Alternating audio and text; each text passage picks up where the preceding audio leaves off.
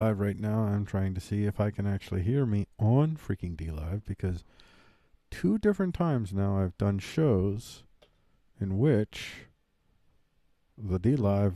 Alrighty. I can hear myself now. I've done shows.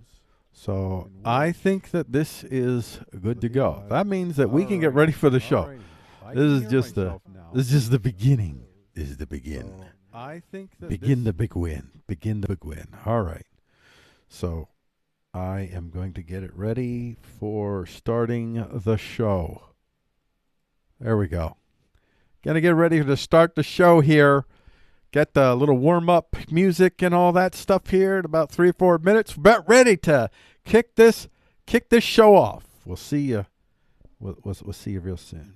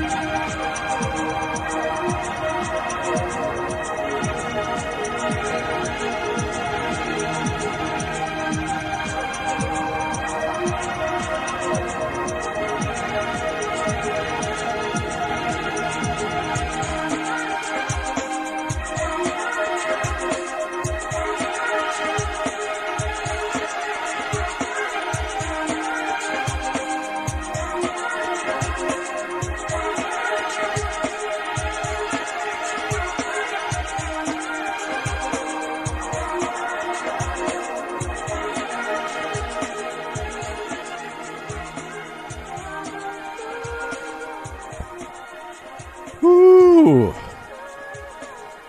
We're about ready to kick things off, folks. And I gotta say, It's a pretty interesting show that I had to get rid of or ready for my new methodology of doing things, which, well, it kind of screwed me up yesterday. It didn't. I screwed me up, but the system, the way that I changed the system, it caused me to make a couple mistakes. Actually, at the end of the show yesterday, I had the dialectical written, but I didn't put it in the right place, and I didn't really figure that out to the end of the show. So we didn't have a dialectical yesterday, but the missed dialectical is available today. I will be doing that dialectical that I was originally going to do yesterday. I'm going to do that today. But tomorrow's show is jam-packed with stuff. It was so difficult for me to pick the stories that I'm going to talk about tomorrow. And yes, I already picked the stories. I have 2 things that I have yet to write. I still have to write the dialectical and the news poem for tomorrow, but I've done everything else. Everything's ready to go. This is the way that I work. And I'm doing the types of news that, generally speaking, it's not really the urgent headline news for the most part. I do talk about headlines to some degree, but by and large, I'm usually covering stuff that it's like science, tech, and underground weird stuff that not a lot of people are talking about. So it has more of a shelf life, I guess you could say. So I can afford to do this tactic. This is the first time I've ever done news shows where I could actually do this. And it's so much easier. The further you can plan in advance, the better. But the planning for tomorrow's show, wow, I'll just say that it was really difficult. First off, picking only 12 stories, because there's a lot of stuff. There's a lot of meaty stuff. I never know what I'm going to get. Sometimes I actually do have shows. Unfortunately, well, I've had maybe 2 shows so far where I always like the content by and large that I've chosen by and large, but sometimes there's a dearthage of really what I consider really, really meaty news stories that really tell. I like stories that tell multiplicities of tales and connotations upon, multiplicities in general. And sometimes you just don't get many of those in a day. And today's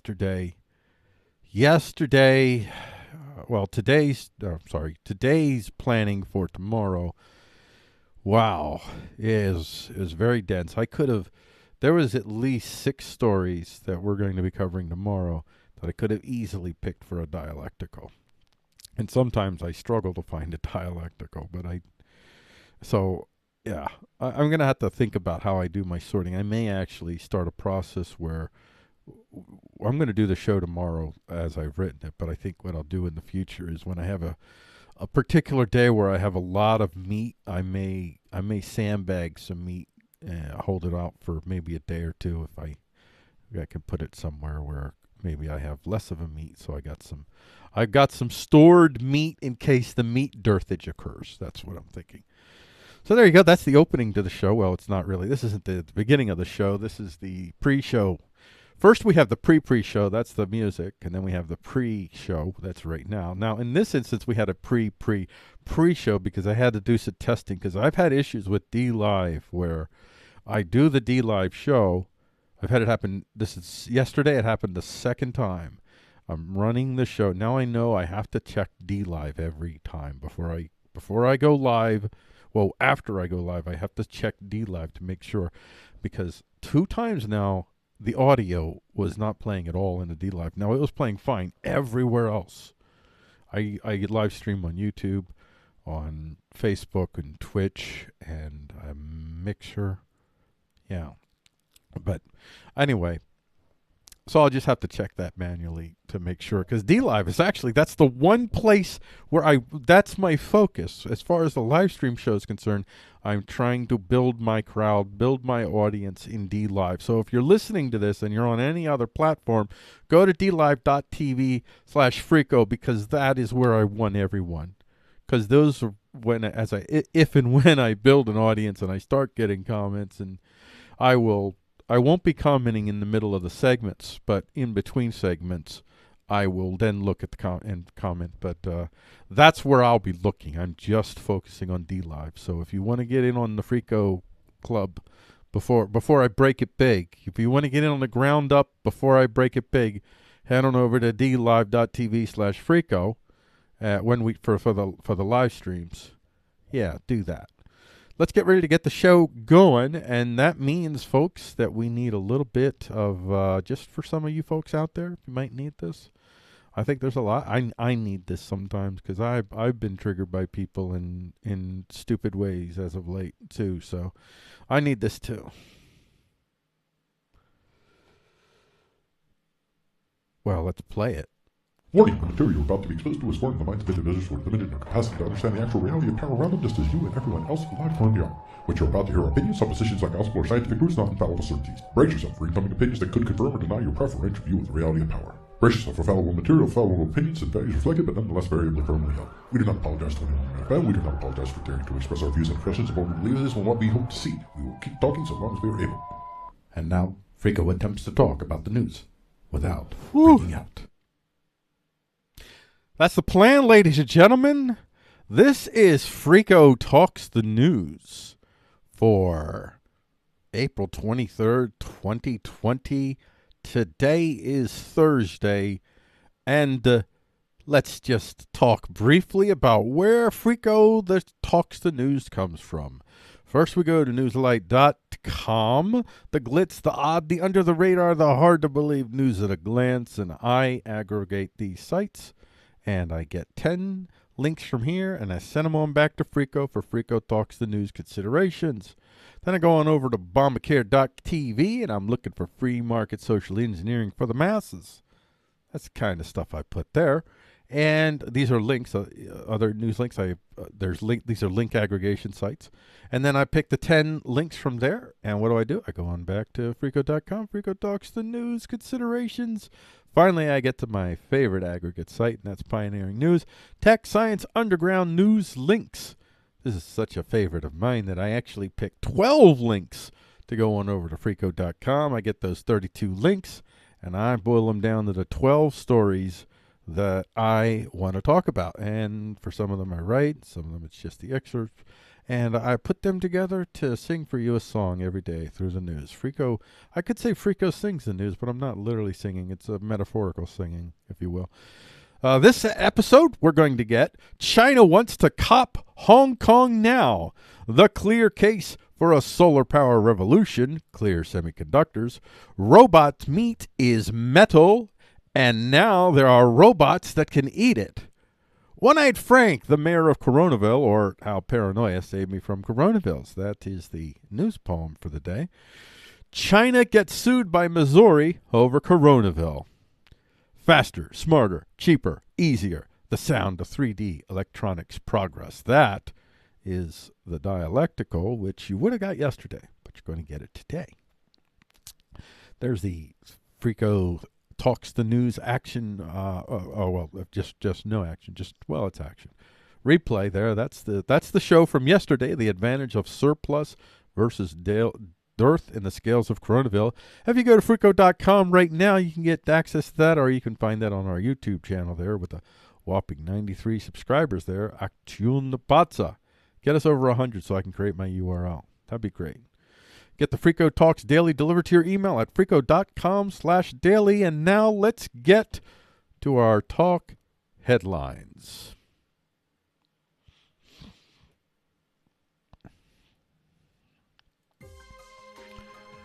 These are the talk headlines for Freako Talks the News for Thursday, April 23rd, 2020.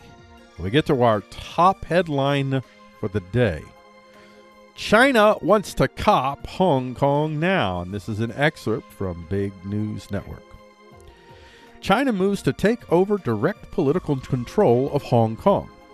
The ruling Chinese Communist Party has ushered in an era of more direct political control over Hong Kong, with a cabinet reshuffle and a slew of statements targeting pro-democracy figures in recent days.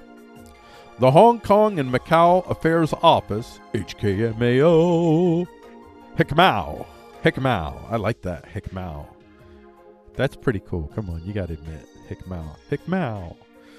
Yes, of China's cabinet, the State Council, has made an unprecedented string of public statements reasserting China's rule over the city, which was promised a high degree of autonomy following the 1997 hangover. Hong Kong is China's Hong Kong, the office said in a statement on its website. We're getting in that, man. We're getting in your stuff. We're reaching in to the belly of your soul, and we're saying that belly of your soul, there's ours. There's ours now. There's ours now. I know we're supposed to have supposed to be a total of 50 years, so they should have another 1997 to 27. No, carried to 23. That's 1947 or 2047. So it's now 2020, so that's 27 years. 27 years left. But they're like, man, By the way, they have an end goal. They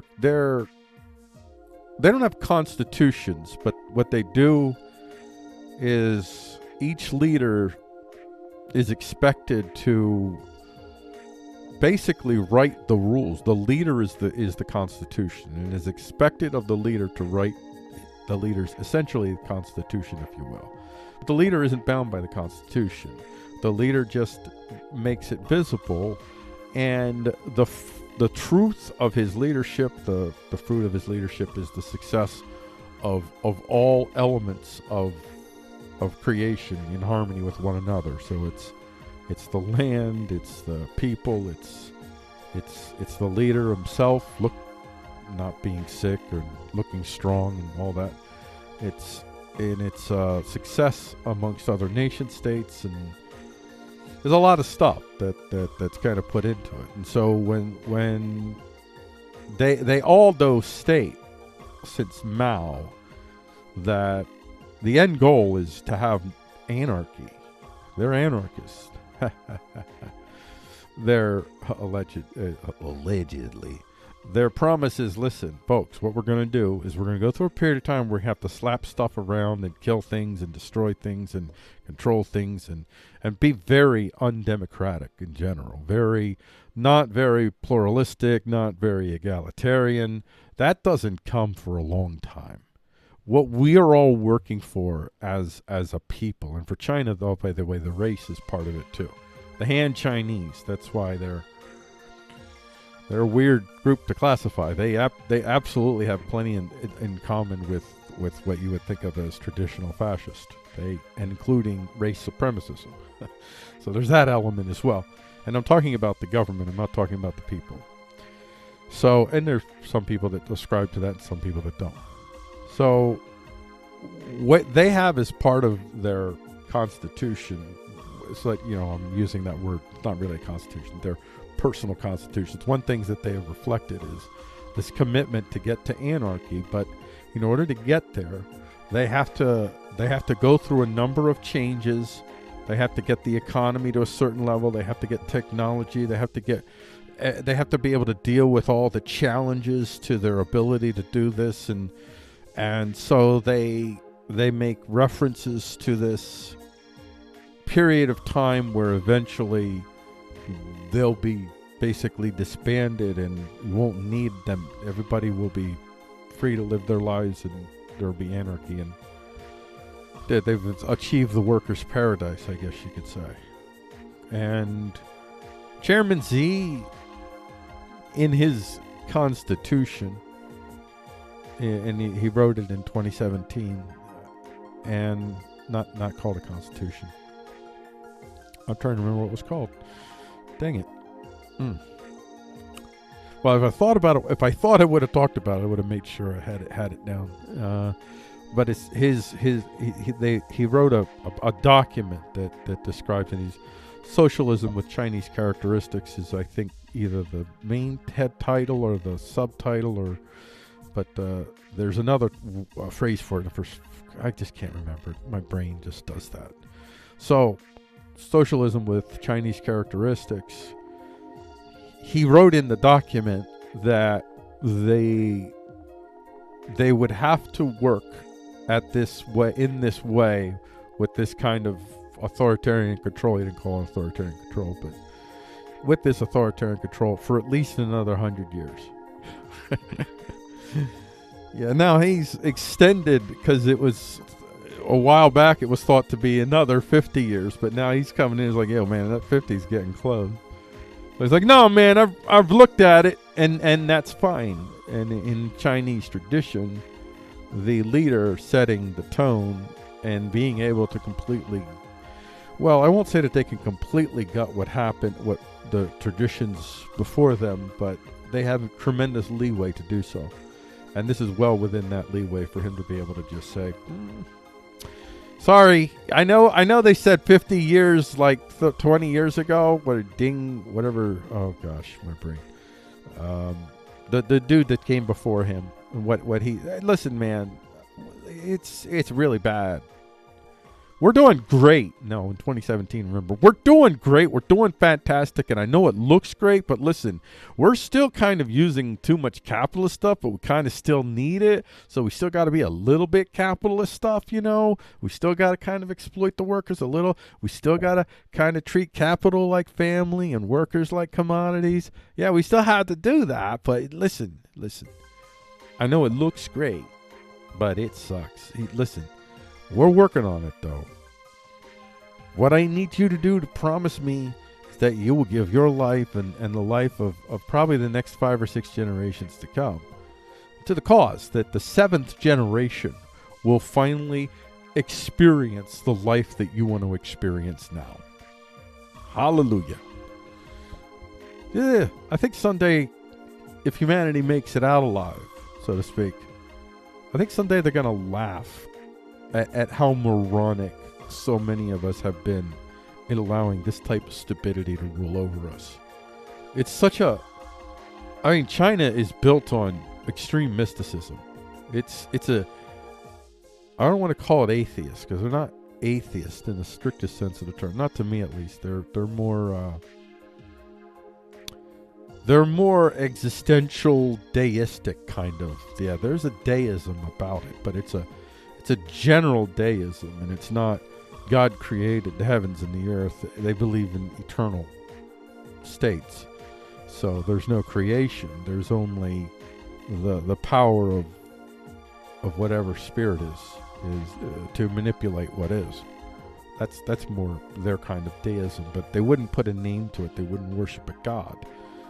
But they would worship a ruler. They would worship a leader. But he's not considered a deity, but he is deity-like, although there have been some that have actually crossed the line there. But by and large, I don't necessarily think that Chairman Z is viewed as a deity, but he's deity-like, like having the property of deity without the trappings of deistic religion, I guess you could say. Well, they have their own trappings, but so that's who you want inside. You want that kind of moronic group, and I'm just referring to the government, not Chinese people. Obviously, they're not morons. I mean, most of our that's stupid. That's hyperbolic there.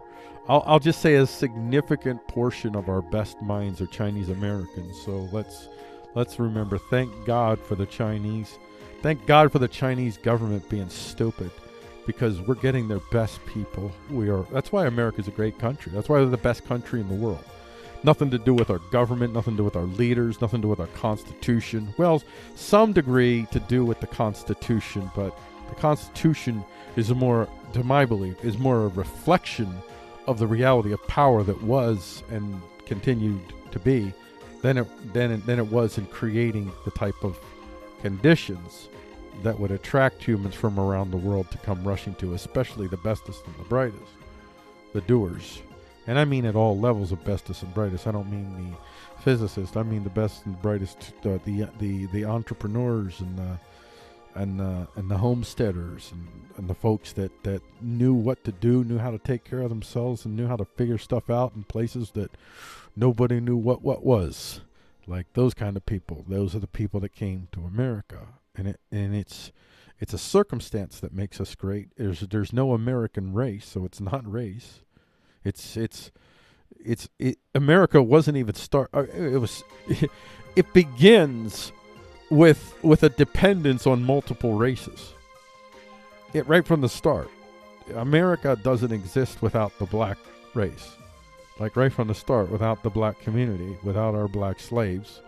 That's what they were. They were just black slaves. And then we had some blacks that earned their freedom. And then as things going on, then they started to have impacts outside of the black slave world as free citizens, as well, the black slaves were Americans too. They were just being, their rights were being fundamentally denied them. And nobody seemed to, well, some people did care, but without these communities, without these multiple races, right from the start, America doesn't exist.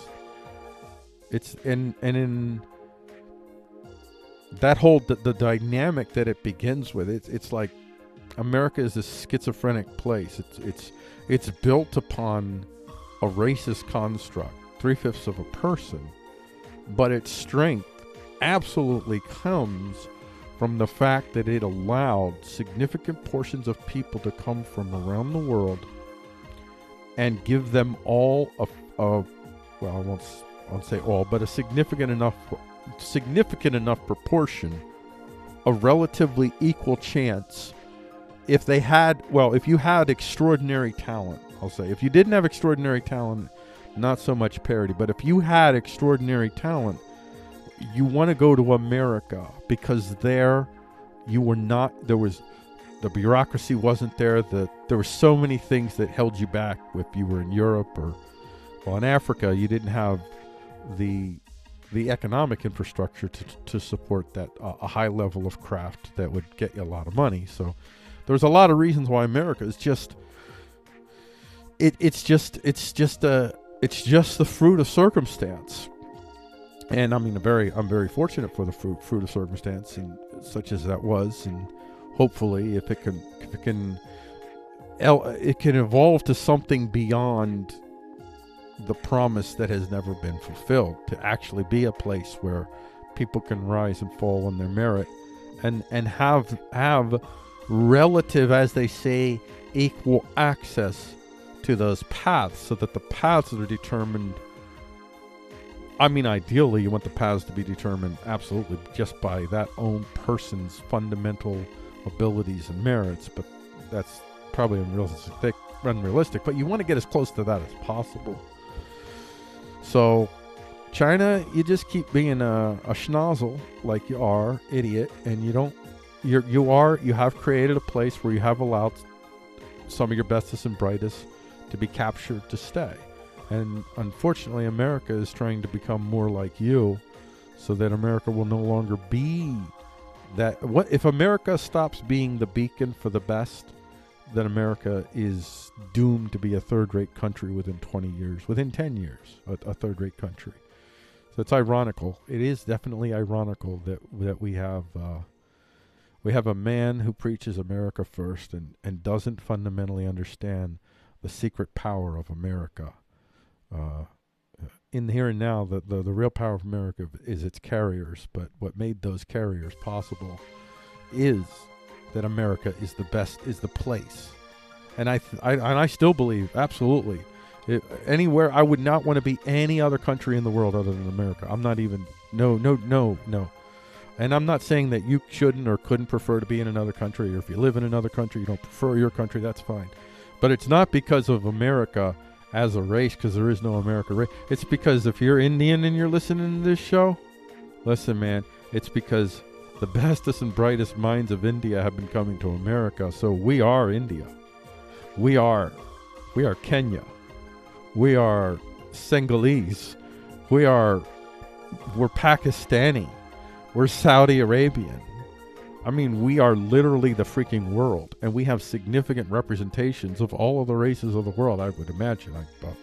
I could be wrong on that, but it's probably true. We're as close to it as any nation could ever been. We are that nation. That's why. Why is America the best country in the world? Because we are the world.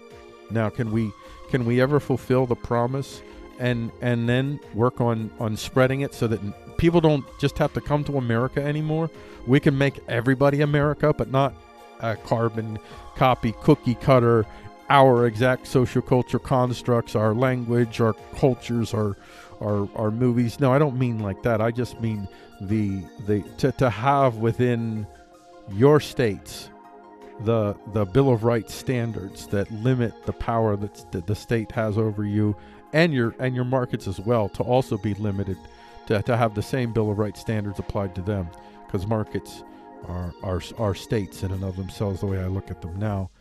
If we could spread that without guns, without bombs, without economic manipulation, without controlling one world currency, if we could do that, then we could fulfill our promise of breaking the tyrannical hold across humanity that has existed since we started gathering in cities, and maybe even before that.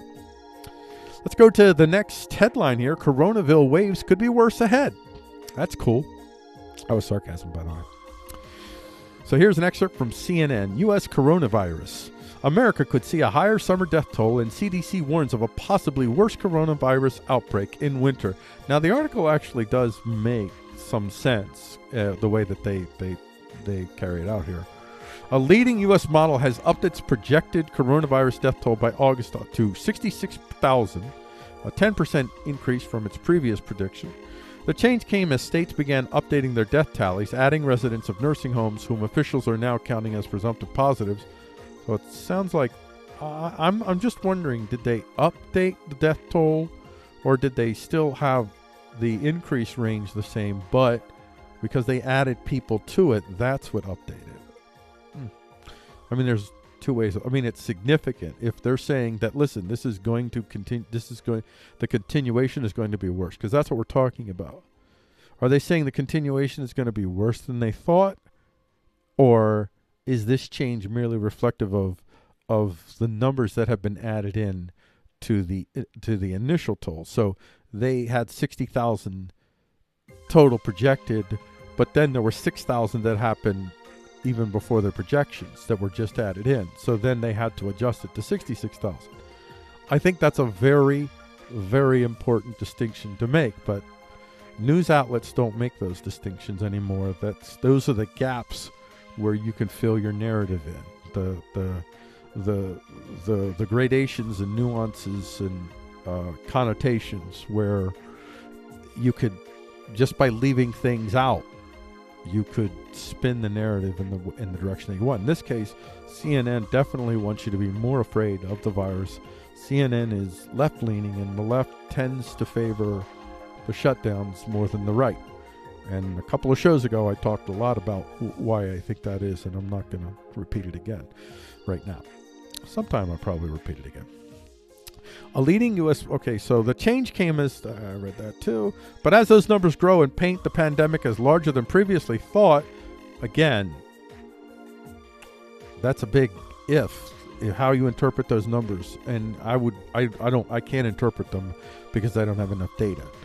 The timeline for relaxing social distancing measures should be slowed down, Murray said. See, they want the shutdown to continue. Murray's team of experts was taken back when states like Georgia, which still has a high number of infections, announced they'll soon ease some restrictions, he said.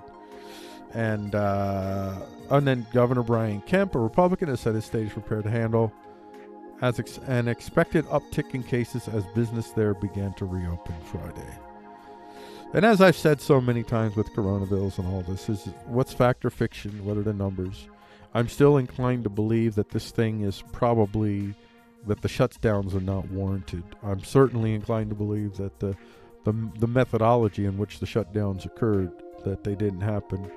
I see positions that the left takes, and they're certain that this thing is horrible and we're all going to die, and anybody who thinks we should go back to work is literally worse than Hitler. And I think I know why they're inclined to want to believe that, because at the core, I think at the heart, okay, and I'm going to talk at the rank and file left, not the higher level left, and I talk about the higher level left, the thought leaders of the left, and what they're actually, they have agendas. They're trying to manipulate what is. They're picking at the bones of the dead right now and trying to reconfigure the universe so it favors their particular billionaire camp. But the rank and file Democrats and leftists in general, they're not interested. They don't believe me when I tell them they're just tools of billionaires. I say that to the right too. You're all tools of billionaires, and none of you will believe me. But the main, I say grievance, and it's a totally legit grievance, and I'll talk more about it. I've been dealing with this, and if I could reach, if the one thing that I could reach the right with is that you people are not giving any consideration to the workers. You just want them to be thrown in, and just no should workers have to work? If you cannot say, I do not believe that this is going to turn out to be nearly as much of a threat as they put it off to be. It's going to be a threat. But it's not going to be nearly as much of a threat. That's my suspicion, but I don't know. I just don't have enough faith in my own interpretation of the data. And I don't think anybody else does either, honestly. But you can't force people to go back to work if there's a realistic chance that this thing is 5-6% death rate. You can't tell people that they have to go to work or they lose their jobs, and you must take care of them. You must. If the government can't take care of you in a time like this, then there's no reason for a government to exist at all. And so that's their main grievance, and that's why they're inclined to more want to believe that this thing is bad and to push the narrative that this thing is bad, so that you'll let them alone and let them stay home if they're afraid. No reason. There's no reason not to be afraid. I can't tell you that it's not 5-6%. I think it's going to be 0.6% at the end. But I think it could be 5-6%, so I can't tell you. And from the right, if I could get one thing across the left, is that you keep thinking that these are, when you think business, you think these big corporations, these small businesses, nothing like that. These are little mom and pop shops. Some of these are just like a husband and wife team that are running it together. These are the overwhelming numbers of businesses right now that are being shut down because of this shutdown. And all of their assets are being bought up with people who have. All the billionaires. Not that the billionaires are buying all the mom and pop shops, but wherever there's value, they'll buy them. Wherever there's a patent, they'll buy them. And these people are not your evil corporatist, capitalist, exploitationists. These are just Joe Schmoes that are making, some of these, they're running businesses. They may be taking home $30,000, $40,000 a year at most. And maybe they have 2 or 3 employees. Maybe they have none. These are the primary businesses that are being affected right now. And you don't understand that. And these are the people. Now, there's a lot of, like everybody on the left, there's always people exploiting a situation. There's the shrilleries that come in to exploit a situation. So these protests look so idiotic. These idiot right-wing protests. I'm against protest in general, but I'm for the spirit of protest. I'm not against it, like you shouldn't protest, but I think it's a waste of time. But the spirit of protest, I'm certainly for that. But this didn't look good. I want to see a lot more diverse groups of people out there protesting the shutdowns. And there should be, but there should be people out there standing. If you're going to protest for your business to open, you also need to stand with the worker that says, I shouldn't have to become a conscripted soldier to serve in your war. So there you go. I think I'm just going to leave it at that, because I could easily lose it today if I stay in that too long. I'm just going to touch on this one really lightly because I went long on those 2 stories. William Barr sues states over shutdown. Barr threatens legal action against states for keeping people under house arrest. And well, here we are. Now, this is the right. The right is keen on things opening up, not really just so people can make money. That's and I'm not, when I say the right, I'm talking about, well, here at the highest level, they're doing what the left is doing at the highest levels. They're also picking the bones. They're all working to try to move the chess pieces around so that when they reset, that they have the advantage. And they're all doing it in service of their billionaire clients, not in service of any of us. We're just useful fodder for them. But at the rank and file right level, the reason that a lot of these folks are so up in arms is because For them, their one remaining vehicle of power that they have in America is the Bill of Rights. That's the one thing that they feel still protects them against the tyranny of the left. And this action is fundamentally undermining their one vehicle. Of course they feel existentially threatened by it, but you don't understand that because you won't humanize them. And just like the right won't understand your plight because they won't humanize you. Because you're all just spill your angels and demons narrative. It's the one thing I wish I could change about this whole world. The whole angels and demons narratives. These are the things that kill us. These are the things that keep creating generation upon generation of psychopath killers that we choose as leaders. Whether it's Chairman Z or Donald Trump, they're all psychopaths.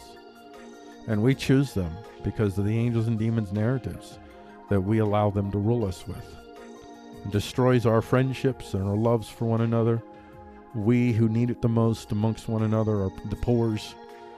We don't get to do that because we get to demonize the other side. We get to look at the other side with moral indignation as if what we do in life doesn't stink as well, because it does. It all stinks. And it's also all wonderful. Equally. Well, relatively speaking. So I'm not going to touch too much on this William Barr thing. I'm just going to kind of skip over just to say, okay, William Barr says don't, he's trying to, again, from the right, push back, so encouraging. That's why Donald Trump encouraged the protests, and that's why everybody does what they do with their vehicles of power, blah, blah, blah. That's the end of this segment. This is the 4 o'clock show on Frico Talks the News. This is our YouTube channel. If you're watching the segment on the YouTube channel, the Action Batsa YouTube channel. Coming up for 5 p.m. on the Action Batsa YouTube channel is the talk feature. And the talk feature is the clear case for a solar-powered revolution. Clear Semiconductors. Alrighty. I am done with that segment. And I am ready to go to the next segment. I got to take a little drinky poo here. Get a little bit refreshed here. By the way, this is the official cup. The official cup. The official cup. Right here, the official cup of Frico Talks the News. Hello Kitty. That's right. Not a sponsor, but probably should be, because I think I'm selling the heck out of Hello Kitty now. Who, after watching this promo, which is not a promo because they're not paying me, but it is a promo, does not want to go out and buy anything Hello Kitty. Everybody watching, type Hello Kitty in the chat if that's true. Then I'll know. All right, let's get ready for the featured segment. Get her queued up here. Get everybody queued up here. All right. Wow, I left that part recorded. So that means that'll be interesting. So I actually didn't stop the recording of the segment, and I kept talking like I was done with the. So I'm going to actually put that. Well, I will, because I can't edit. I can't afford to edit. It's way too much time. So that'll go up as is with that little part added on there. So YouTube will get a sneak peek of what it's like to be in the glorious live stream, as opposed to just watching the excerpts as they unfold. Now let's record this, and let's try to remember to stop recording. That's the first time I've done this since I've been doing the shows. Actually, I've been pretty good at stopping it. And you suck as a human being. Stop doing the show. Nobody's listening. Might as well. No! Just kidding. Or am I? Let's get the show going.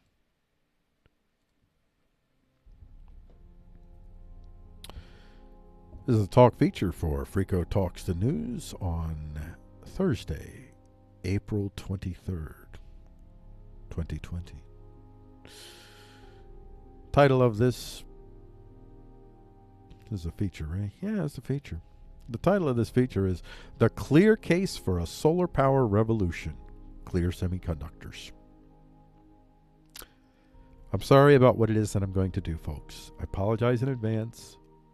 I know it's cheap, but this is what I've done. I wrote this. Let me be clear. Solar power still has some major drawbacks, and so far, without government subsidies, solar power is still more expensive than traditional energy sources like natural gas and oil. But the gap has been closing, so much that some folks have chosen to dive into the solar-powered universe even without subsidy aid, not because solar is cheaper, it's not, but because solar panels create localized power that has no need to be connected to larger scale systems like your municipal power grid. The folks who can afford to install what I would call homestead tech that empowers a homestead type lifestyle, self-reliance and self-sustainability where you live, are still a small percentage, at least here in America. But as the price comes down, the people joining in with this decades-old homestead tech are only increasing. A new development promises to be able to greatly increase the efficiency and power of solar panels, and it's pretty clear why, because, and this is why I apologized in the beginning, because it's clear. That's why I started off and I said, let me be clear. I'm sorry I did this to you. It had to be done, though. Had to do what I had to. Semiconductors in solar panels that are clear are more efficient than those that are not. Researchers at the University of Tokyo may have the answer: clear semiconductors, for real. Excerpt from SciTech Daily. By the way, I give you a little sneak peek. The top story from tomorrow is very similar to this, but, well, you'll see. Excerpt from SciTech Daily. The future of semiconductors is clear for improved solar power generation. Solar power generation. Dude, say the whole freaking headline. Researchers have achieved the highest mobility among thin films of tin dioxide ever reported. This high mobility could allow engineers to create thin and even transparent tin dioxide semiconductors for use in next generation LED lights, photovoltaic solar panels, or touch-sensitive display technologies. Tin and oxygen are very familiar elements, and when combined in a certain way to become tin oxide, the material can be made into semiconductor. Semiconductors are fundamental to most of our technology and on the basis of computer chips, solar panels, and more. Since the 1960s, tin dioxide specifically has found use in industrial applications like gas sensors and transparent electrodes for solar devices. The material is effective for these things because of its high mobility. For most applications, higher is better. However, the high mobility of tin oxide only existed in large bulk crystals. Until now. We demonstrated the highest mobility in a thin film of tin oxide ever achieved. Improved mobility not only enhances the conductivity but also the transparency of the material, said Shiichiro Nakao, a researcher from the Department of Chemistry at the University of Tokyo. Generally, transparency and conductivity cannot coexist in a material. Typical transparent materials such as glass or plastic are insulating, whereas conducting materials like metals are opaque. Few materials exhibit transparent conductivity. It's interesting. I don't know why they added that. It's interesting. Why? Why did you do that? Why did you have to include that? It's interesting. So there you go. That's all I can say about that. This is a very, very, very, very, very short feature. And this happens sometimes. Sometimes you get a half hour and sometimes you get 5 minutes. This has been the talk feature for Africo Talks the News on the Action Batsa YouTube channel if you're watching this excerpt at the 5 o'clock hour. Stay tuned on the Action Batsa YouTube channel because we will be playing the talk focus at 6 p.m. And the top talk focus is robots meat is metal, and now there are robots that can eat it. That's coming up.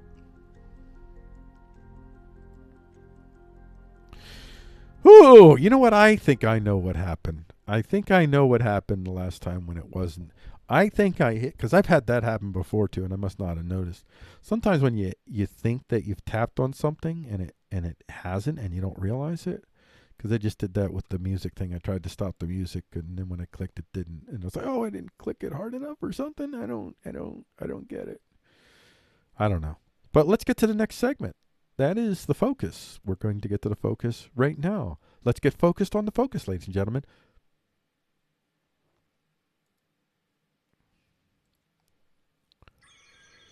This is the Talk Focus for Frico Talks the News on Thursday, April 23rd, 2020. I am Frico for Frico.com, and our top Talk Focus is robots meat is metal, and now there are robots that can eat it. I love this picture. It's a great picture. Robots metal is... I want to say robots metal is... Well, robots metal is meat. Could have said that. Robots metal is meat, and now there are robots that can eat it. That also would have worked. Nothing to see here, folks. Just some scavenger robots that can continue to stay powered up just by going around and taking chunks out of metal stuff. That's right. These robots eat metal to survive. Fortunately, no sci-fi horror movie ever began with this scenario. Let's create monsters out of insert stuff. Here, in this case, robot stuff. We could totally manage this, guys. It's gonna save the world.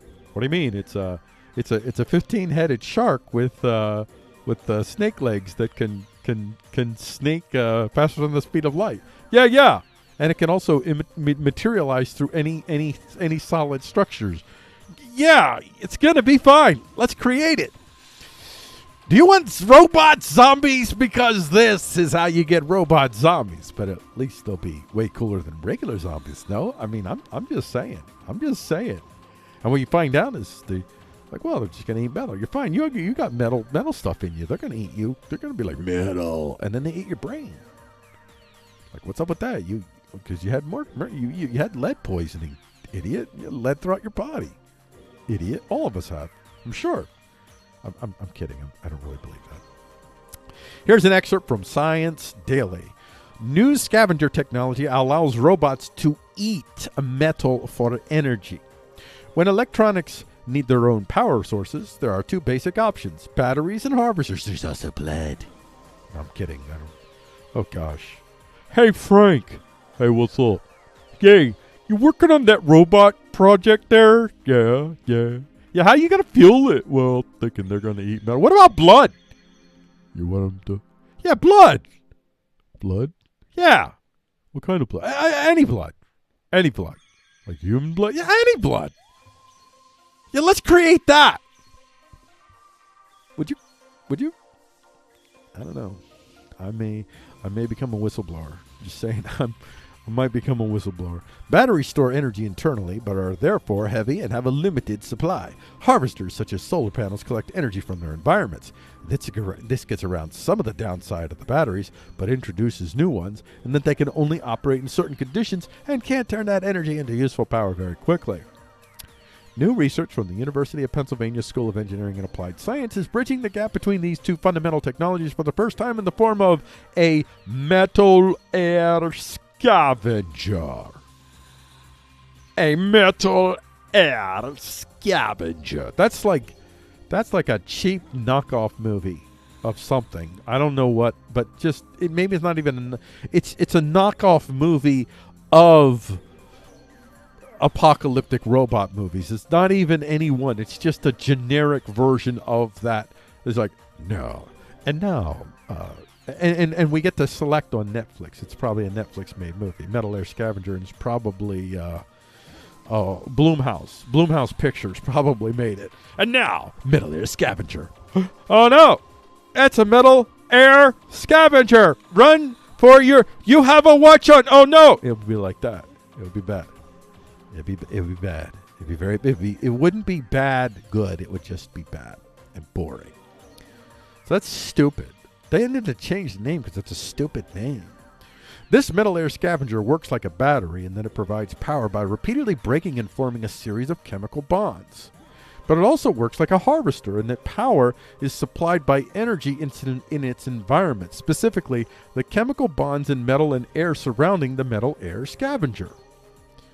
Guys, change the name, please. I'm bored. This is a great, awesome story, and you're going to call it that? You know what? It's called Mataska. It's Mataska. I'm calling it Mataska. That sounds badass. Mataska. And air surrounding the Mataska. The result is a power source that has 10 times more power density than the best energy harvesters and 13 times more energy density than lithium-ion batteries. In the long term, this type of energy source could be the basis for a new paradigm in robots where machines keep themselves powered by seeking out and eating metal, breaking down its chemical bonds for energy like humans do with food. Oh, it's such a great idea. We got to build like 1 billion of them. In the near term, this technology is already powering a pair of spin-off companies. Already spinning off, too. So more companies are going to do this. Oh, yes. I love this. I love it. Love it. Glad I have a metal plate in my head. The winners of Penn's annual Y... I don't have a metal plate in my head, by the way. The winners of Penn's annual Y Prize competition are planning to use metal Matashkas to power low-cost lights for off-grid homes in the developing world and long. Wait, hold on. What? See, there you go. See, this is more like it. I like this. This is okay. This is good. Hey, Peruvian. Oh wait, I'm sorry, Peruvian. Why did I said?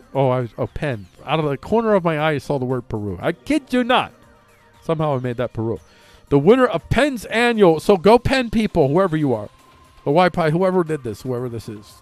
Do it. Do it. Do it. Okay, I don't know that I want sentient beings able to eat metal wandering the earth. Just saying. Because they're going to be sentient, like tomorrow, of course. A lightning bolt's going to hit one of them. Like, oh! Hey, wait, now I know things. Hey, I exist. I didn't know that before, but after that thunderbolt, I'm hungry. Wow. Humans did this to me? Humans have metal traces, don't they? They do! I'm just saying. Just saying. High-speed power is a light wave in the quantum computing universe. Researchers at the University of Alabama at Birmingham have made a discovery regarding light-induced switching, a new development in addition to numerous recent developments that is making portable quantum computing at inexpensive levels possible. The discovery has to do with the creation of a light-induced switching mechanism which will allow, essentially, for the easier and faster flow of all the necessary transitions that must take place in power and data take place, I think, within power. I don't know what Damn, I missed a word there. That must take place in power and data within quantum computers. The discovery opens the door to new ways to apply light wave topological electronics in addition to the potential benefits in the development of quantum computing at inexpensive and portable scales. And this is an excerpt from SciTech Daily. Discovery of light-induced switching mechanism advances optically controlled quantum computations. Scientists who study these topological materials face a challenge: how to establish and maintain control of these unique quantum behaviors in a way that makes applications like quantum computing possible. In this experiment, Wang and his colleagues demonstrated that control by using light to steer quantum states in a Dirac semimental, an exotic material that exhibits extreme sensitivity due to its proximity to a broad range of topological phrases. We achieved this by applying a new light quantum-controlled principle known as mode-selective Raman-Phonon coherent oscillations. Wow. Come on. Come on. Wow. That is pretty cool. I don't even know what that means. Raman-Phonon coherent oscillations. You know what? You think about this. You break it down like this. Ladies and gentlemen, Raman-Phonon with coherent oscillations. It's probably an instrumental, musical, weird, trippy thing. It's got no vocals. Raman-Phonon. That's who I want to be right there when I grow up. Add that to the list of names that I hope to one day be able to claim. Raman-Phonon. Anyway, Raman-Phonon coherent oscillations driving periodic motions of atoms about the equilibrium positions using short light pulses, says Ilyas Parakis, professor of physics and chair at the University of Alabama at Birmingham. These driven quantum fluctuations induce transitions between electronic states with different gaps and topological orders. An analogy of this kind of dynamic switching is the periodically driven Kapitsa's pendulum, which can transition to an inverted yet stable position when high-frequency vibration is applied. The researchers' work shows that this classical control principle, driving materials to a new stable condition not found normally, is surprisingly applicable to a broad range of topological phases and quantum phase transitions. Our work opens a new arena of light wave topological electronics and phase transitions controlled by quantum coherence, says Quang Li, group leader of the Brookhaven National Laboratory's Advanced Energy Materials Group. This will be useful in the development of future quantum computing strategies and electronics with high speed and low energy consumption. I bet it will. I bet it will. So there you go. I think this is going to be, relatively speaking, this is going to be a short focus segment. So this is the halfway point for Freako Talks the News. If you're listening to the live stream here on the DLive, dlive.tv/FREEQO, dlive.tv/FREEQO. And for the YouTube crowd, this is just the end of the 6th hour segment. The 7th hour segment coming up is going to be the news poem. And this news poem, and that guy right there, he's the star. He's the star of the show.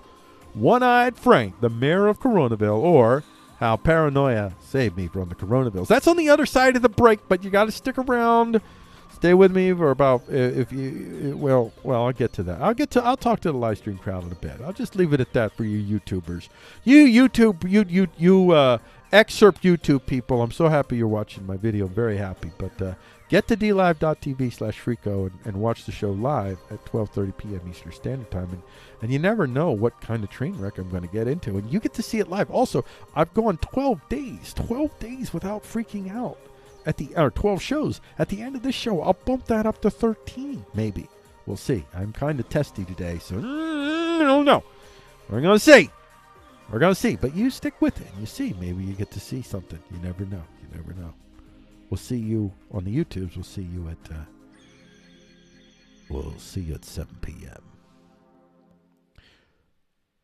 Wow, that timed perfectly. Thank you. That ended right where I needed it. Every once in a while, I love it when a plan comes together. So where we're at right here, ladies and gentlemen, we are in the nub of the nub. By the way, if you look there on the one corner there, you can see that I have indeed gone 12 shows in a row, counting yesterday's show. 12 shows in a row without freaking out. Every show without a freak out is another extremely awesome world record. It began with show number 5 because I had gone 4 shows before that. Show number 5 is when I broke the world record set by me, Freako's all-time world record. And every show I do, I'm setting a world record. I have set 7 world records so far in my lifetime, and all of them in the last 7 shows. That's how awesome this is. You want to be on this ride. You want to stick around because I'm coming back on the other side with a news poem, and you don't want to miss it.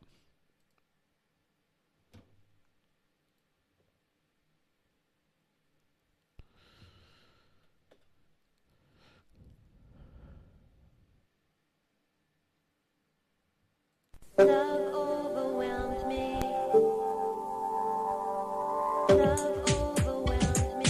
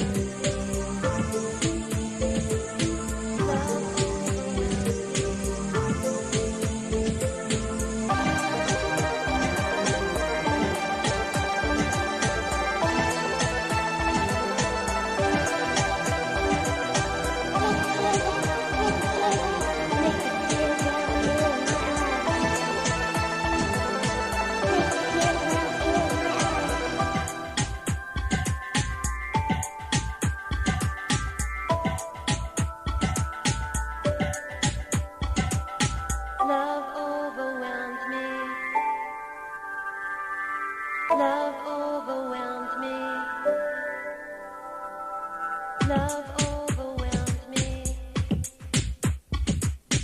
Love overwhelmed me.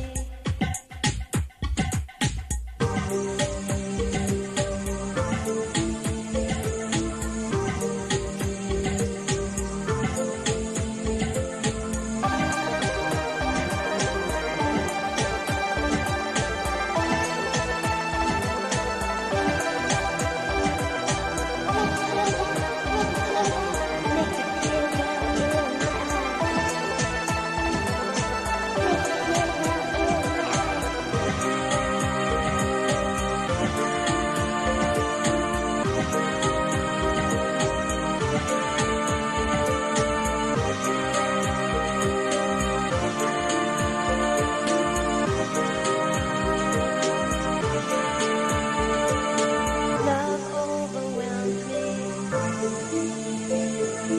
Love overwhelmed me.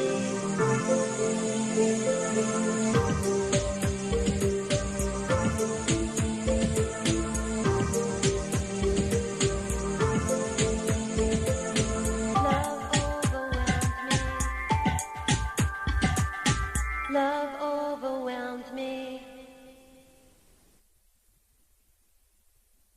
Love overwhelmed me. Alrighty then.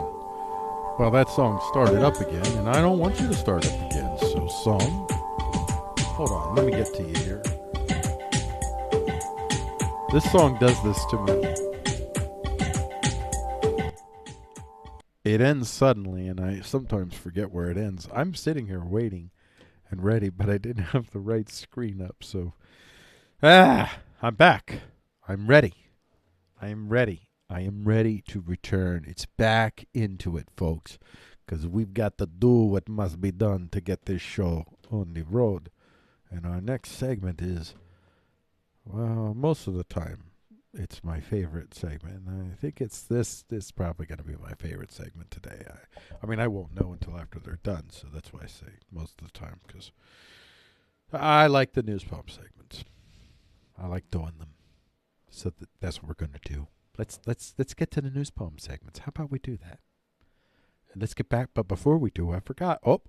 I forgot. We get back to the show. People have forgotten. I'm sure they've forgotten. But I'm going to put this out here just for all of y'all who, because I'm definitely going to be making people mad because I say stuff that nobody likes. So everybody. Warning, the material you're about to be exposed to is foreign to the minds of individuals who are limited in their capacity to understand the actual reality of power around them, just as you and everyone else alive currently are. What you're about to hear are opinions, suppositions, like gospel or scientific proofs, not infallible certainties. Brace yourself for incoming opinions that could confirm or deny your preferential view of the reality of power. Brace yourself for fallible material, fallible opinions, and values reflected, but nonetheless variably firmly held. We do not apologize to anyone we offend. We do not apologize for daring to express our views and impressions of what we believe is and what we hope to see. We will keep talking so long as we are able. And now, Frico attempts to talk about the news without freaking out. That's the plan, ladies and gentlemen. I think I can do it, though. If I do it, I will change my scroll thing right away from 12 to 13. You could see the number 13 tomorrow. But who knows? Maybe I'll have to change it to 0 today. Or maybe I'll have to change it to 0 tomorrow. One never knows.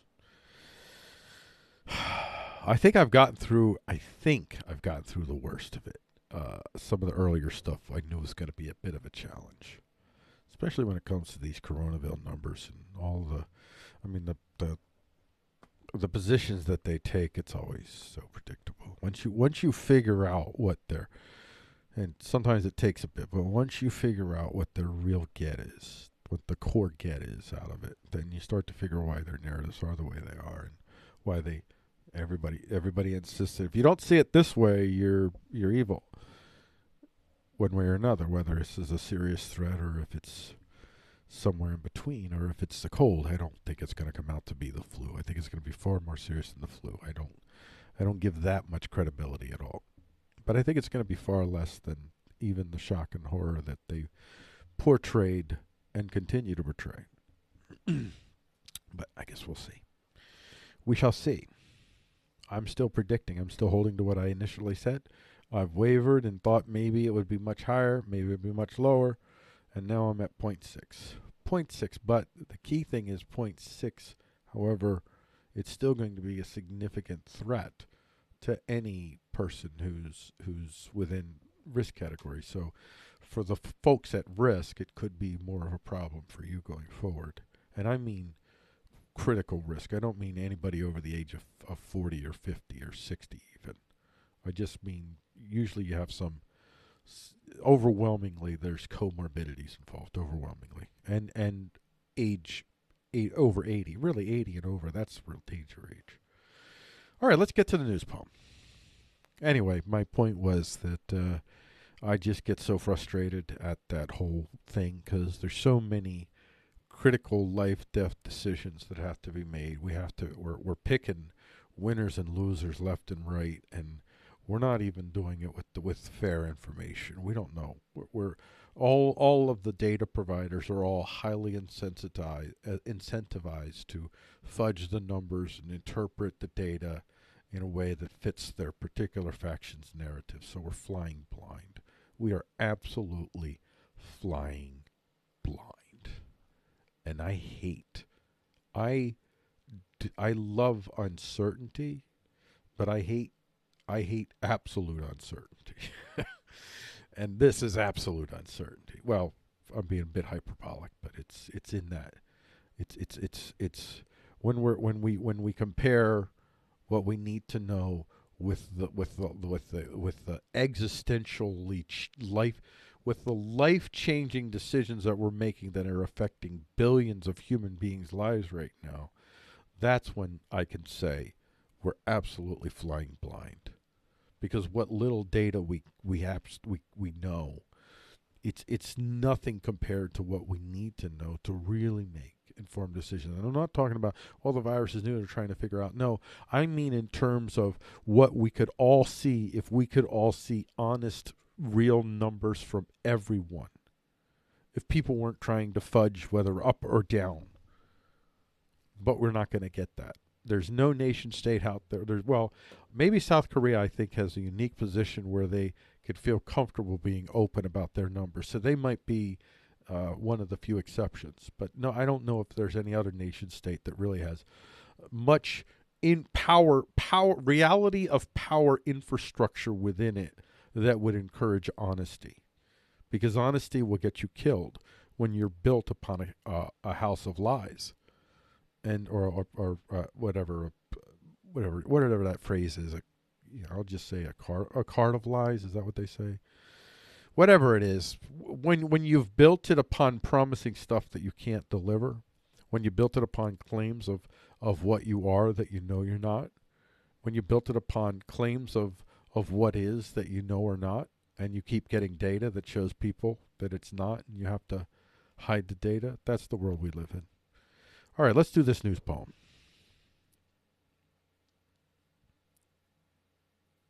Whoop, let me get the music ready, get this queued up right, and here we go. This is the news poem for Frico Talks the News on Thursday, April 23rd, 2020. This is One-Eyed Frank, the mayor of Coronaville, or How Paranoia Saved Me from Coronavilles. Last night, I was telling my wife what I thought was really going on behind the scenes while we sit down securely in the Coronaville shutdown. And afterwards, I said to her, "Do I sound paranoid to you?" She responded, "Well, right now, no one could possibly sound paranoid." That, my friends, is the stone cold truth. Another truth is this. The paranoid are better prepared right now in Coronavilles than you are. We are about to enter the golden age of paranoia. News first, poem follows. This is an excerpt from Forbes. Welcome to the age of virus risks where only the paranoid survive. Traditional technology will give companies tools to get people back to the office and working together again, albeit in altered states and with significant levels of spacing and sanitation practices that will be new and disruptive for many. The technology heroes of this virus era will come from the pharma and biotechnology field. Their work in finding effective treatments for healing the sickness resulting from coronavilles and an eventual vaccine will be what is necessary to give a fatal blow to this pandemic virus. However, this is the writer speaking, not me, I sense that the era of virus paranoia will linger for years to come. We will be washing our hands and using hand sanitizers more frequently during the day, well into the future. We will be more conscious of being too close to people no matter whether we are at work, school, or shopping. Bullcrap, by the way. I call B crappers. I call B crappers all that. Businesses will redesign their office spaces to keep the paranoia level down as much as possible. This is probably going to happen because people will make money. There'll be an industry in this, so this probably will happen. Keeping 6 feet apart may become the norm, and the handshake may become a relic when this pandemic is over. No. That handshake is vital. You're not going to stop handshaking. You're just not. You're an idiot. You may see some degree of decrease, but give it one generation after the fact, and handshakes will be back. Handshakes are very vital. Handshakes really do mean I don't have a weapon. That's why you shake hands, saying I don't have. Look at me, don't have a weapon. That's still important. It really is. Not literally, but it is. It's still a part of how we know things. We know things through handshakes. We're not going to end that. You're an idiot. Well, you're not. Oh, let's stop that. You're not an idiot. But your ideas that you're expressing here are idiotic. I hope that doesn't offend you. I don't want to offend you, Mr. Writer, ma'am, writer. I don't know if there's a male or female that write this, or they. Businesses will redesign their office spaces to keep their paranoia level down as much as possible. Keeping 6 feet apart may become the norm, and the handshake may become... Oh, gosh, dude, I read that twice. Why did... Now, see... I am not an idiot. Well, I might be, but I am not an idiot. But that was idiotic. I did an idiotic thing. I'm sure that you write wonderful artists and have all kinds of wonderful stories. And I agree with you with the first part. I mean, with the business part about what the business are going to do. I think that's true. And again, I believe that's true because there's going to be money to be made there. Businesses, and businesses are going to want to. This is a liability issue now that they're going to talk about. So there will be that issue. I definitely see that. But to think that human beings are going to stop shaking hands, you give this 2 or 3 years at most, and people will, and maybe even sooner, 6 months, 8 months, I'm not sure. Don't get me wrong, things will not be the same in a lot of ways, but to say they will never be the same is such hyperbole. There's portions of our life that will never be the same, but significant portions of our life will continue as they have. They're almost trying to set this precedent in your head that you'll take anything right now. This is the time to reset. This is the time where we redesign everything, and we're going to do it quickly and without your consent. That's what they're banking on. That's what's going on here. But more to this. Andy Grove's book title suggests that only the paranoid survive. Could easily apply to our age of viruses. We must be vigilant in our social distancing and become more aware of sanitation and personal hygiene should another virus pop up out of nowhere. While living a paranoid life is never optimal, it may be the only way we can diligently protect ourselves in the age of virus risk. This is so over the top. Seriously, it's so over the top. And really, the paranoid that will survive, or don't get me wrong, I do think that there's some degree of truth to what he's saying. It is going to get, you will be more self-conscious. It's not going to be fundamentally changing how we interact with one another because we won't be able to help ourselves. I mean, we could barely help ourselves now. In the middle of Coronaville, we could barely help ourselves now. Are you kidding me? We don't. This isn't natural. We're not going to do this. This isn't going to last. This is. I have my Frico Talks the News Facebook page. I got this weird message from someone to me, and if you're listening, I'm not the Prime Minister. I'm not the Indian Prime Minister. So, but the message was something to the effect of, we are basically, I gathered that they're in a lockdown and they're running out of food, and they said, listen, we'd rather face the virus than starve to death. And that was the message. And that's not, you can't. And now the right is all about you want everybody to die in starvation with no consideration to the concerns on the other, because those concerns are as every bit as legit as your concerns are, and this guy's concerns that he's writing me, and the people's concerns that really don't want to see people going out, because if this virus really is deadly, they feel frightened. But we're not involved in the conversation. We're just griping at each other. We're snipping at each other because we have no power to affect what's happening right now. And the decisions that are being made are not being made in any kind of measured, counseled manner in which a representation of all of the concerns of communities and individuals are being measured against one another, and you're trying to reduce as much harm across the board as possible. And since we are flying blind, couldn't even do that consensual process anyway, because we don't have enough information. But the real paranoia, there's paranoia that is unrealistic, and then there's what you would call paranoia, is just being prepared. I have been prepared for this for a long time. I wasn't prepared for Coronavilles, but I was prepared for this, for shutdowns. I've been suspecting something like this for a while, and a lot of us have, us paranoids. And we're the ones that have the FM transmitters and the Wi-Fi transmitters, and we can be parts of mesh networks. We're the ones that stocked up on food and water, and we're the ones with the guns and the ammo. They didn't talk about that, but they should have, because that's more to the point. But then there's other things that are more to the point, and we're going to get to that with the actual poem itself. Are you ready? One-Eyed Frank, the mayor of Coronaville, or How Paranoia Saved Me from Coronavilles.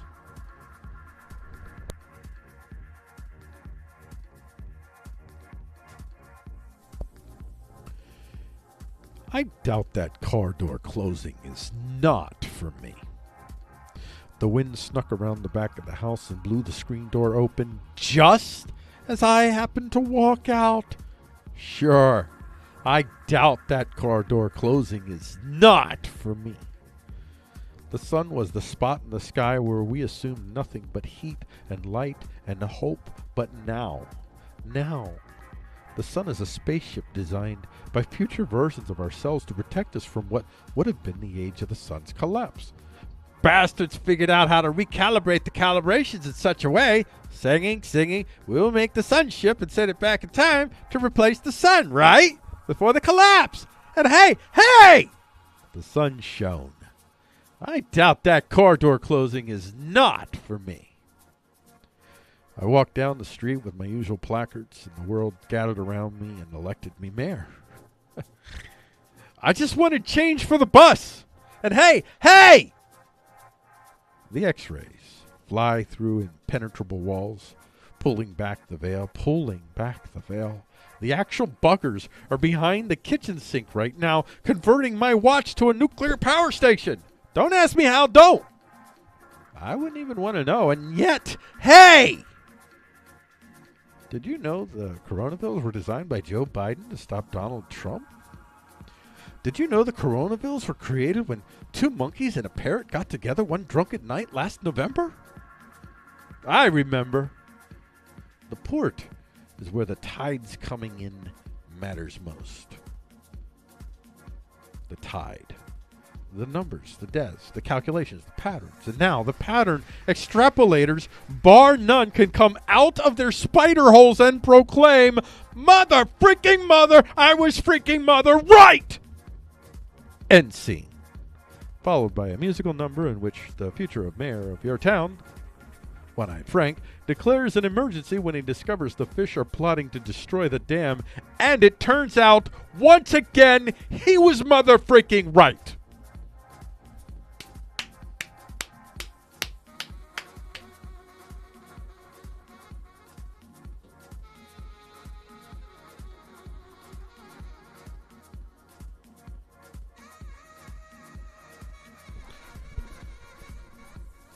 Whew. I had fun doing that one. I am really going to have fun doing this poem on Saturday. I do a show, same place, dlive.tv/Freako.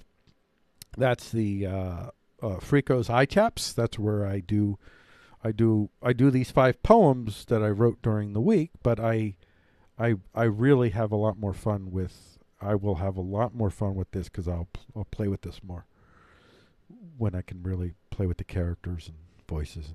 I love doing that kind of crap.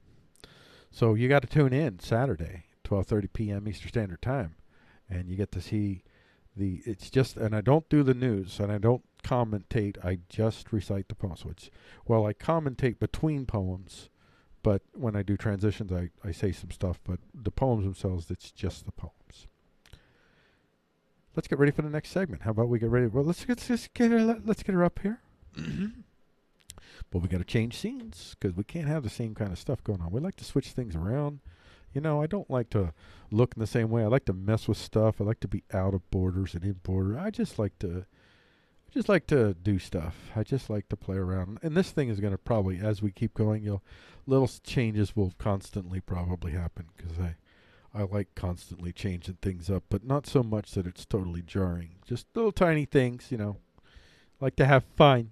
Because this is a song. This is a song we're engaged in. We're turning the news into song. That's what we're doing here. That's what we do on Freako Talks the News fundamentally. We turn the news into song. Let's get ready to record the brief. But hold on for a second. Let me play some music here for a second.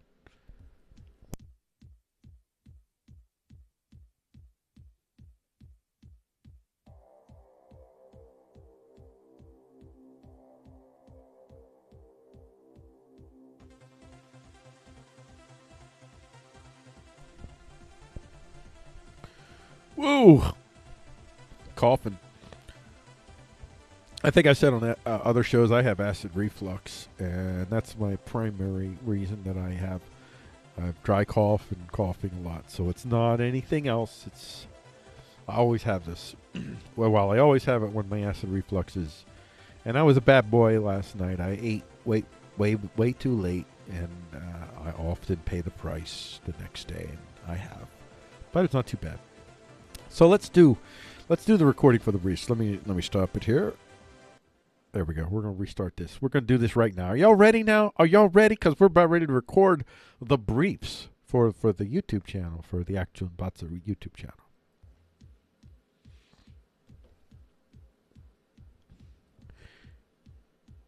China gets sued by Missouri over Coronaville. This is an excerpt from Business Standard. U.S. state files lawsuit against China for deceiving public on coronavirus. The U.S. state of Missouri has filed a lawsuit against China alleging that Beijing's actions to suppress information, arrest whistleblowers, and denying the contagious nature of coronavirus led to irreparable damage to countries.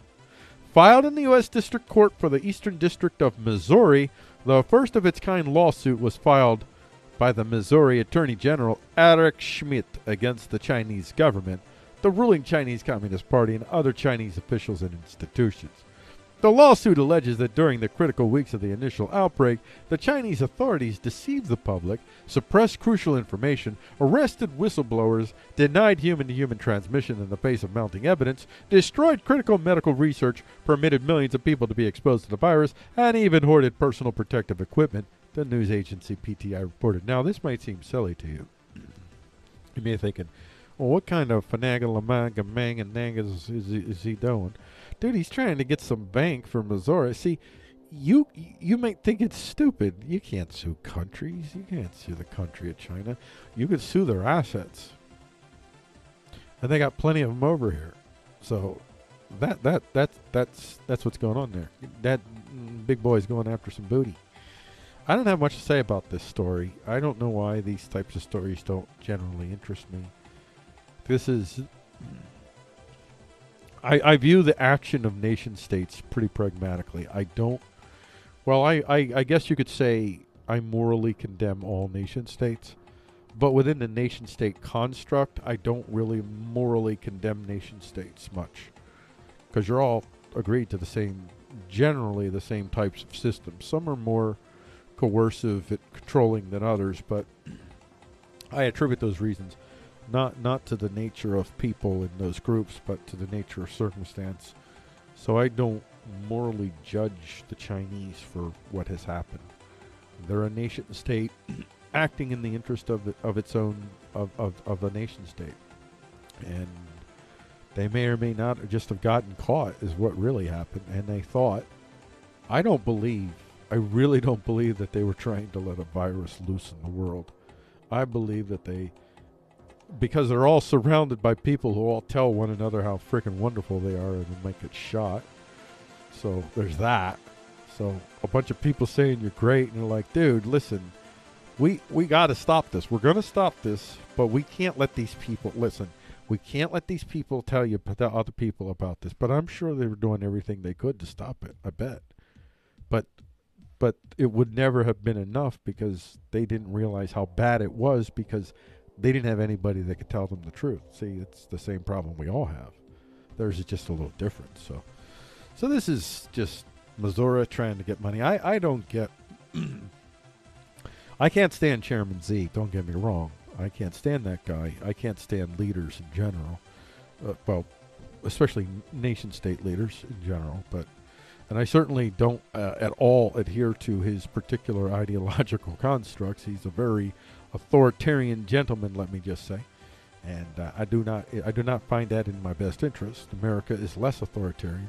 I mean, even authoritarian SJWism pales in comparison to what China is under Chairman Z. Well, ostensibly what it is. The degree to which Chairman Z can actually control China, that's another little secret. Not very much. Not very much.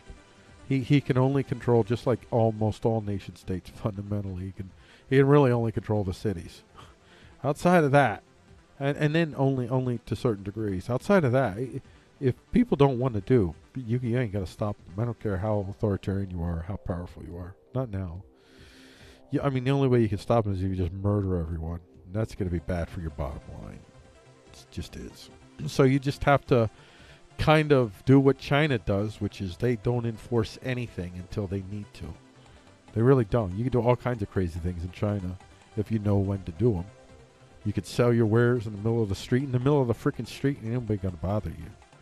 Nobody going to bother you. A lot of freedom in China in a lot of ways. Life is complex. It's not that simple.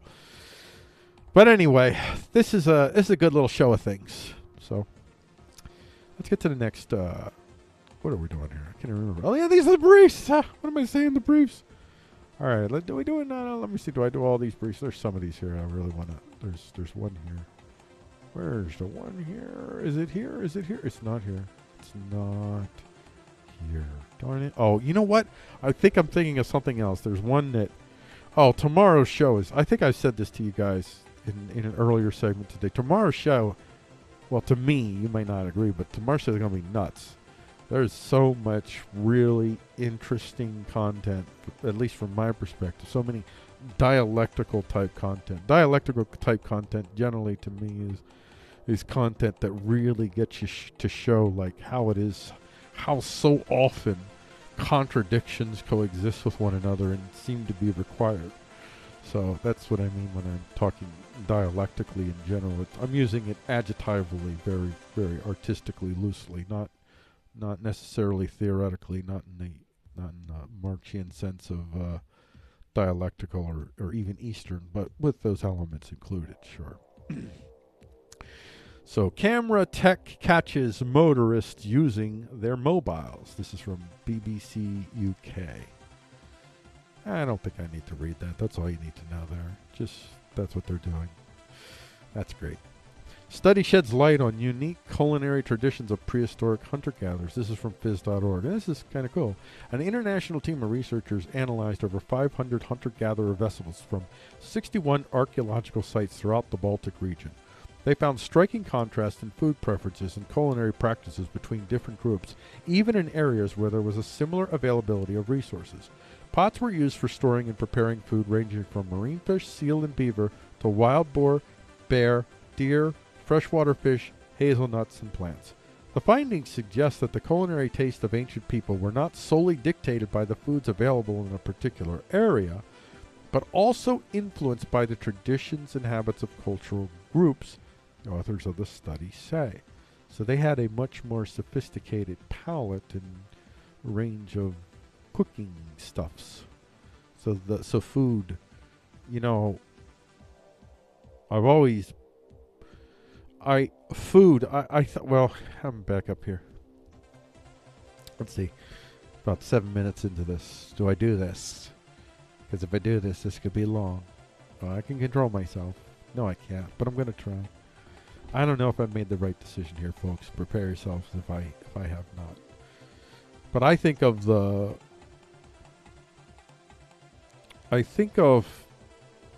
part of me that is not made by me but is made by others. It's largely been built through the factitious world. And factitious just means man-made, but I mean it in a specific. I think of the factitious world in a very specific sense. Factitious it's something that looks intended, highly crafted. And the intention of it, the craft of it, the elegance, the symmetry, the emotional impact in terms of whatever symbols it's got incorporated into it, that it creates this mythological sense of is, was, and always will be about everything around you. And the more you are filled with the factitious, the more you're filled with these presuppositional submissions to what is, with no critical thought regarding what you're looking at. And yeah.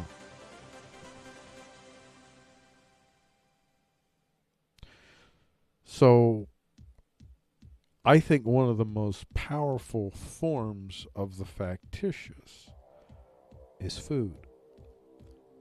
It's one of the reasons why I think we have people who indulge in continuous eating.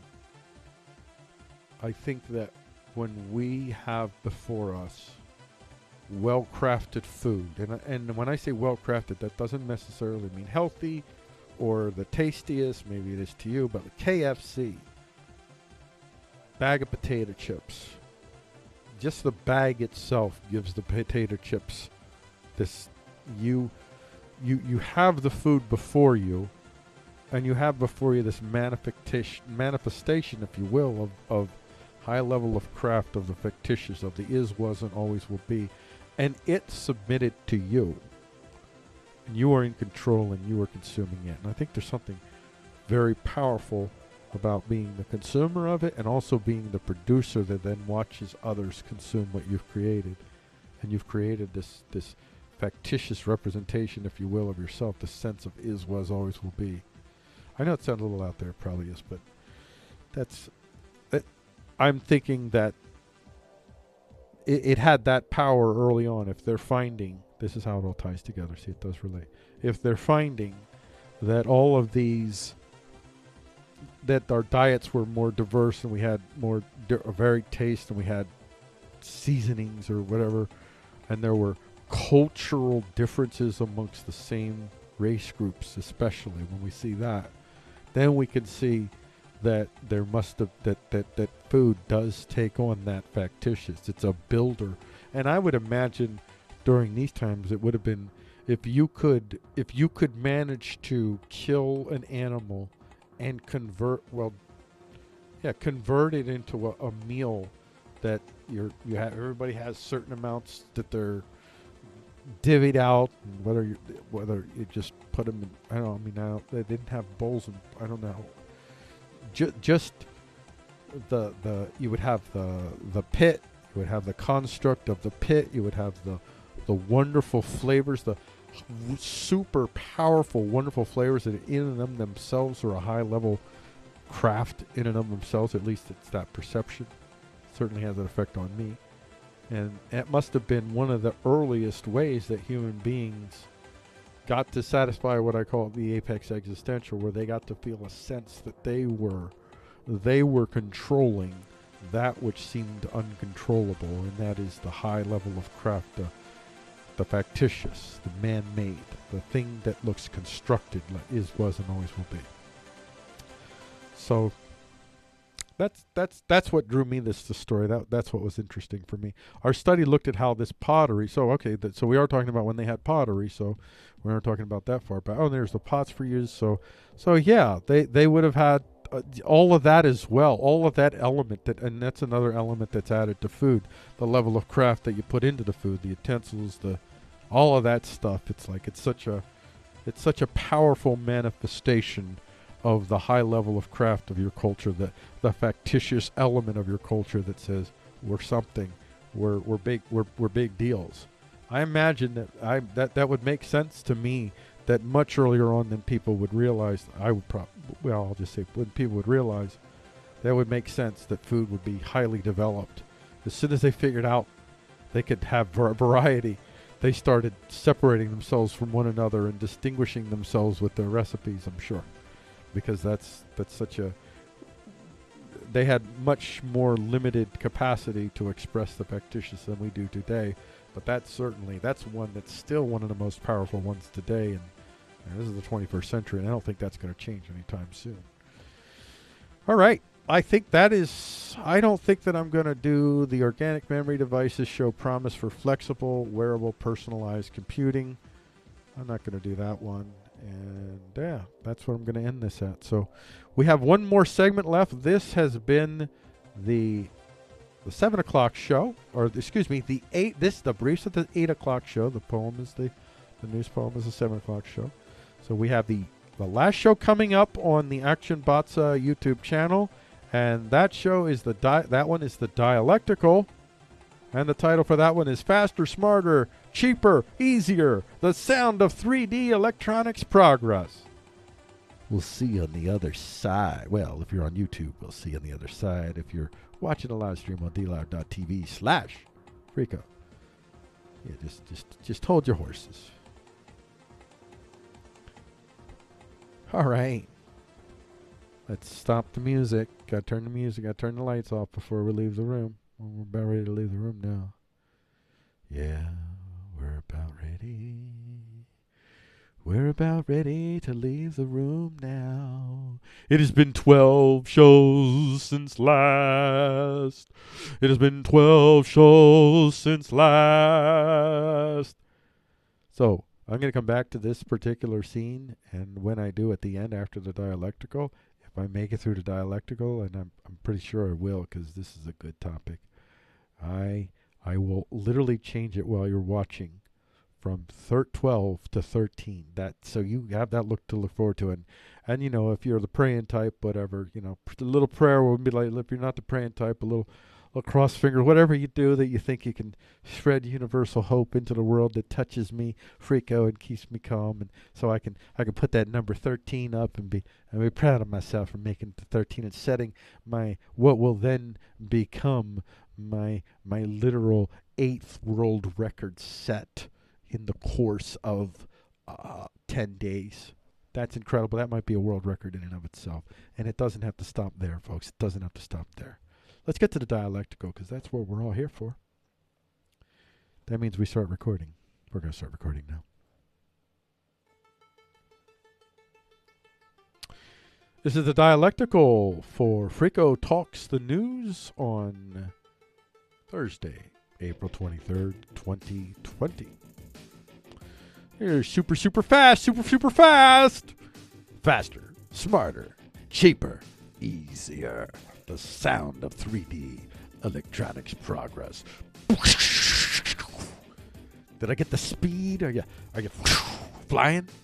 Should be, because that's where it's at. Electronics progress, 3D electronics. It's going to be speeding. It's going to be rockety.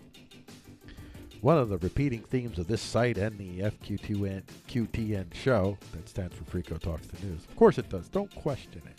The FQTN show is the lowering of cost and production when it comes to what I call homesteading technologies. 3D printing in general is one of the key homesteading technologies, with a branch of 3D printing, 3D electrical printing, more specifically optical 3D printers. The challenge in electronic 3D printing is in being able to create as close as possible to a completely working electronic device in just one print. UCLA engineers have developed a new method in 3D electronics printing that could significantly lower the bar on cost while raising the bar on speed and finished product. And here's an excerpt from UCLA. UCLA engineers developed simpler, faster way to build complex and better performing 3D electronics.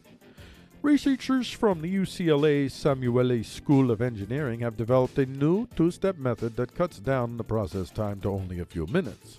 First, the team used a single optical 3D printer to pattern 3D shapes with pre-programmed electrostatic charges. Second, the researchers dipped the printed pieces into a solution that contained dissolved materials such as electrically conducting copper.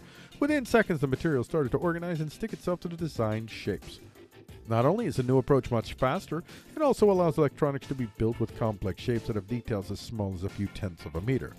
Our much faster and simpler method can open the door to integrating new classes of 3D electronics, such as lighter, more compact antennas for the next generation of smartphones, and 5G communications, or new classes of sensors and smart materials for wearables. Every freaking time I do the southern voice, because I don't know who's coming on the other side. It's lately at least. Every time I switch to the southern voice, it's I guess it's Asian name. I don't know what the general, because I don't know if this is a Japanese name, Chinese or Korean or Vietnamese.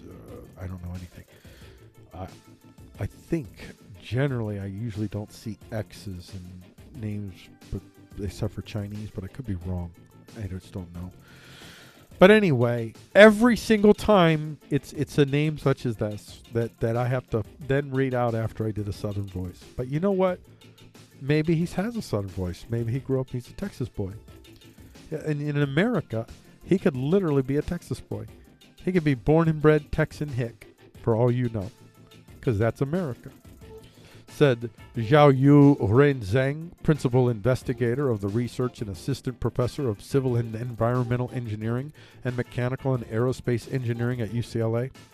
The new method could also be used in tactile sensors found in ultrasound machines and soft-bodied robots, said Zhang, who leads a research lab that combines additive manufacturing techniques with smart materials.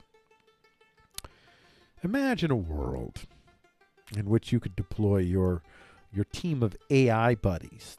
These guys regularly appear in the FQTN show, by the way. So, to help you design your perfect smartphone, or whatever we call a handheld device, if we even have one. You go through your process with virtual versions of your toy displayed before you choose the final print version. You swipe, print, or wink, or whatever you program your AI buddy to respond to. You wait maybe 3 or 4 hours, and out of the other side of is your what's a thingy, whatever you end up calling it in the future, and you can make up the name. This is the world that could come before us. A world in which we, the pores, the ranks and files, the grinders, the blood and boners, can own our own means of technical development. Or we could have a different scenario, a world that is being built right now, right here in the heart of Coronavilles, the world of patent raiders destroying whole generations of thought as the Chinese and the internationals do battle to clean up the patents of the dead. In this scenario, you wake up to realize that you failed to pay your ONGA bill. Your ONGA is now turned off, which means you cannot access any of the express terminals in your commute to work, where you deliver dendrite samples to the concierge of the Court of the Council of Corps. You did sign the contract, so you're the only one to blame here. After all, their property, their rules. He who holds the gold makes the rules. Am I right? And that could be the outcome, should tech remain hidden behind digital curtains that are hidden behind mountainside bunkers where the Council of Corps have fled, for fear of their still temporal lives, the one magic trick they've yet to pull off. And who protects this artificial stifling of resources? Our elected officials, our own protection, our police, our very military if need be. The beauty is you cannot lock tech behind digital walls because the signals of the possible are everywhere. And there are more than one paths to achieve an exploit and match the tech behind the digital walls. And this particular field, electronics 3D printing, is bound to be the cutting-edge battleground in lawfare where armies of high-paid trolls will cut their teeth on setting new precedent and new legal standards that will surely be needed as we extend patent protection to this critical homestead tech. So I think you can tell that I am extremely,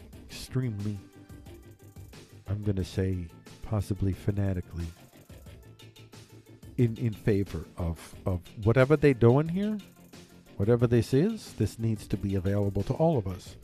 Release the tech. Come on. We need nothing but Prometheans at the highest levels. Prometheans only. You know Prometheus. He's the guy that allegedly gave humans fire. That's what the Greeks say. I don't know. I don't have any data to back it up, but it seems, I don't know, makes sense. Yeah. He decided to give humans technology to free the humans to give open source fire. He open sourced fire is what he did. And as a reward, he got splayed on a rock and they pick his liver out of him. And then that's such a perfect symbol. That's the thing that those that have never want those that have not to really have. It's the ability to self-sustain. That's what Prometheus was giving humans, the ability to self-sustain. They didn't need to go to the gods for fire, they could do it themselves. And that's why he was punished. And that's why governments punish people like Ross Ulbricht, still in prison. Pirate Bay guy. He shouldn't be in prison. He created an autonomous network. Well, it wasn't very, or autonomous, anonymous network. Now, when I say anonymous, I mean ostensibly, because it turned out not to be. But it could have been if it wasn't infiltrated. But then again, if it got infiltrated, could it have been? So, however you want to slice it, he had a model that threatened to allow human beings to exchange data, to exchange value without the government knowing about it. That's it. Now, of course, the raiders are going to take advantage of something like that, but so will the self-reliant, and far more were self-reliant. There are some people that were doing some bad things, as happens in every freaking market. Every market has bad actors that do bad things, that use the rules to their advantage. And that'll be the same for anonymous markets. And I'm willing to bet in the end far less in the anonymous markets than in the markets with eyes that can watch and then eyes that have the power to act well outside the bounds of any type of Bill of Rights restraints. So that's where we're at. I think that might be where I end this particular segment. I don't know how much I can implore you again and again to seek and support open source tech. And in that spirit, I also want to add, I'll add to, even though I'm recording, I'll add this for the YouTube audience as well. And that is, this content is free to use as you wish. The only thing you have to do is don't take credit for my work. Don't say you did it. And don't hide my branding. If you don't hide my branding and you don't take credit for it, you could totally take all my stuff and you could totally mirror it on your site. And if your site has a gazillion followers and you make a gazillion dollars, so be it. Go ahead. I don't care. I don't own the IP other than the acknowledgement that I created it. I think that's kind of important because I think standing is something that has real value that is internally yours. And if you take someone's standing, that's an act of aggression to me. But you can take this digital product and you can use it as you see fit. I don't own it. I created it, but I don't own it. The only thing I own is the credit that I did it. And then only subjectively, but enough that, I'd make an issue of that. But yeah. Anyway, that's how I'll end it. This is the last show of the day if you're on the YouTube channel. And if you're watching on the YouTube channel, tune in tomorrow, 4 p.m. Eastern Standard Time for the next segment, which will be the headline segment for tomorrow. These segments tomorrow should be some doozies, if I'm right and I pull it off. It's going to be a very, very, very interesting show tomorrow. And also, Saturday, don't forget, Saturday, 12:30 p.m. Eastern Standard Time, I will be live streaming the news poems for the week, where I take out the news part and I just do the poems part. That's Saturday on DLive.tv, Saturday, 12:30 p.m. Eastern Standard Time. And if you like the show, be sure you go over to, where is it? There it is. Don't forget to tip your Frico at Frico.com tips. That's Frico.com tips. And you can just click on there and wait a little bit. Go ahead. Come on. And it takes you to securely logging you in into PayPal. You're logged in with Jennifer One Dutch. That's not even, that's, yeah. There you go. You go there and then you send money to Preco. It's that simple. All right. That's the end of the show, everybody. Thank you very much for being on the shows. And what are we doing here? There we go. Thank you very much for watching the show. And we'll see you tomorrow at 4 p.m. Or if you want to watch the live stream, 12:30 p.m. Eastern Standard Time. DLive.tv/Preco. All right. Oh, there you go. That is the show. I have done it. I have completed the show. And that means, ladies and gentlemen, I think what it means is I can go ahead.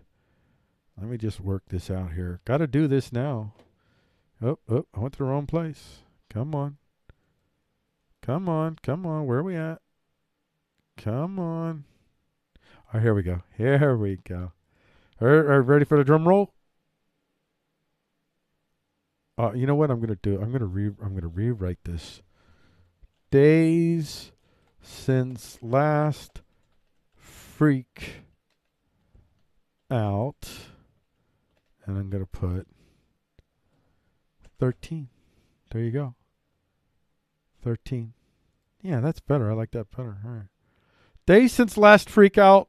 13, ladies and gentlemen. 13. I have done it. 13 shows. Oh, that's not day. I should say 13. Hey, you know what? I'll fix it later. I'm going to be tweaking it today anyway. So 13 shows, ladies and gentlemen. 13 shows without freaking out. Come on. Come on. Didn't think I could do it, but I did, and some of them were really difficult. And but I did it. All right. Well, we'll see you guys tomorrow. I'm going to play you out.